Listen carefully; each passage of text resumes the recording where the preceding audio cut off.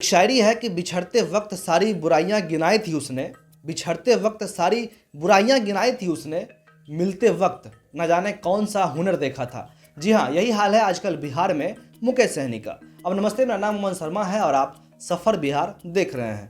मुकेश सहनी जब एनडीए से मिले थे तो पता नहीं कौन कौन सा दिमाग में सपना लेकर के आए थे। फिर आता है बीच में उत्तर प्रदेश का चुनाव और सारे सपने टूट गए और अब हालत ये है कि अब अपने भी छूटने वाले हैं। जी हाँ, बब्बर शेर की तरह यूपी में अपने दम पर चुनाव लड़ने वाले मुकेश सहनी अब खुद को एनडीए के साथ सेफ फील नहीं कर रहे हैं और इसलिए बहुत मुमकिन है कि दोनों के रास्ते अलग हो जाएं।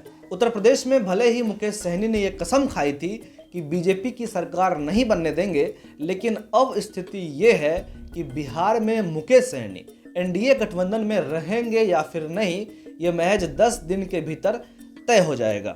अब ये सब कैसे होगा, इसको समझिए।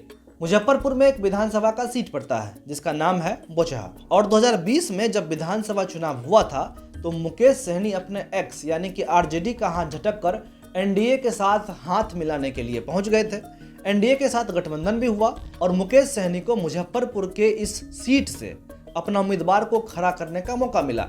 वीआईपी पार्टी के तरफ से मुसाफिर पासवान इस विधानसभा सीट से चुनाव के मैदान में थे और सामने से आरजेडी के उम्मीदवार रमई राम चुनाव लड़ रहे थे। चुनाव संपन्न होता है और मुसाफिर पासवान 11,268 मतों से जीत गए, लेकिन पिछले साल नवंबर में काफी समय से बीमार चल रहे मुसाफिर पासवान की दिल्ली के गंगाराम अस्पताल में मृत्यु हो गई। मृत्यु के बाद सीट खाली हो गई और उपचुनाव को लेकर तैयारियां तेज हो गई। मुकेश सहनी पूरे प्रयास में थे कि उनके उम्मीदवार को एनडीए मौका दे, लेकिन बीच में उत्तर प्रदेश का चुनाव पड़ता है और बिहार में जिस बीजेपी के बदौलत मुकेश सहनी आज एमएलसी बने हुए हैं या फिर उनको मंत्री पद मिला हुआ है, उसी बीजेपी के खिलाफ उत्तर प्रदेश में मुकेश सहनी ने धागा खोल दिया। ये भी सुनने में आया कि मुकेश सहनी खुद वोटरों तक जा जाकर ये कह रहे थे कि उत्तर प्रदेश में बीजेपी की सरकार नहीं बनने देना है। बीजेपी को सब पता था, लेकिन बीजेपी ने सोचा जब तक बकरे को हलाल करने का समय नहीं आता उसे खूब झूमने दो। लेकिन अब जब उपचुनाव का दशहरा बिहार में शुरू होने वाला है तो बीजेपी अब सहनी की कुर्बानी दे सकती है, ऐसा अनुमान है। सहनी यूपी में हेलीकॉप्टर से उड़ रहे थे कि इधर बोचहा की सीट को लेकर बीजेपी ने अपने उम्मीदवार को घोषित करते हुए नाम को शीर्ष नेतृत्व तक भेज दिया है। बीजेपी की प्रदेश महामंत्री बेबी कुमारी पिछले 2 महीने से बोचहा क्षेत्र में जनसंपर्क कर रही हैं। जाहिर है कि बीजेपी ने उनको कुछ इशारा दिया होगा। इधर प्रदेश बीजेपी के एक नेता ने बताया कि कोई बड़ा चमत्कार ही होगा कि मुकेश सहनी के लिए बोचहा की सीट छोड़ी जाएगी। जाहिर बात है कि मुकेश सहनी ने यूपी में जो किया है उसके बाद पार्टी आलाकमान उन्हें कोई भाव देने के मूड में नहीं है। बीजेपी ये भी जानती है कि अगर सहनी को बकस दिया जाएगा तो आगे से दूसरी सहयोगी पार्टियां भी ऐसा करने लगेंगी, इसलिए बीजेपी सहनी के चलते अपनी परेशानियों को बढ़ाने के मूड में बिल्कुल नहीं है। हालांकि बीजेपी ये मानती है कि एक राज्य के सहयोगियों का दूसरे राज्य में विचार मेल नहीं खा सकता है, लेकिन कोई सहयोगी पार्टी दूसरे राज्य में जाकर ये कहने लगे कि हर हाल में बीजेपी को हराओ, खासकर उस पार्टी का मुखिया ही ऐसा करे, तो इसे बर्दाश्त नहीं किया जाएगा। और इसलिए लगभग ये तय है कि बिहार में मुकेश सहनी को जवाब दिया जाएगा। दिक्कत सिर्फ इतनी नहीं है कि सहनी को बोचहा की सीट गंवानी पड़ेगी, दिक्कत ये है कि उनका मंत्री पद भी उनसे छिन सकता है, क्योंकि बीजेपी के कई नेता मुकेश सहनी की मंत्री की कुर्सी जाने का दावा भी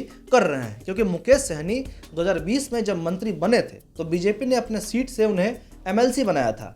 इस सीट का कार्यकाल सिर्फ 1.5 साल का था और उनके एमएलसी का कार्यकाल भी 2 महीने में खत्म हो रहा है। बीजेपी के नेता दावा कर रहे हैं कि अब मुकेश सहनी को बीजेपी फिर से एमएलसी की सीट नहीं देगी, यानी जब सहनी एमएलसी नहीं रहेंगे तो जाहिर सी बात है कि उनकी मंत्री की जो कुर्सी है वो उनसे छिन जाएगी। यानी बीजेपी के लिए सहनी अब उस छछूंदर की तरह हो गए हैं जिसे सांप मार तो देता है लेकिन उसे अपना भोजन नहीं बनाता। सभी सियासती मकड़जाल के बीच चुनाव आयोग अपनी तैयारी अपनी धुन में कर रहा है। उसे ना बीजेपी के उम्मीदवार के लड़ने से फर्क पड़ता है, ना मुकेश सहनी के वीआईपी पार्टी के उम्मीदवार के लड़ने से, और इसलिए चुनाव आयोग ने बोचहा सीट पर उपचुनाव के तारीख का ऐलान कर दिया है। 12 अप्रैल का तारीख तय हुआ है चुनाव का और 17 मार्च से 24 मार्च के बीच नामांकन करने का समय निर्धारित हुआ है और 16 अप्रैल को नतीजे आ जाएंगे। यानी कि बीजेपी और सहनी अधिक से अधिक 24 मार्च तक फरिया लें कि दोनों को करना क्या है। कुल मिलाकर 10 दिन का समय दोनों के पास बचा हुआ है और अगर इस 10 दिनों में दोनों के बीच किसी एक बात पर सहमति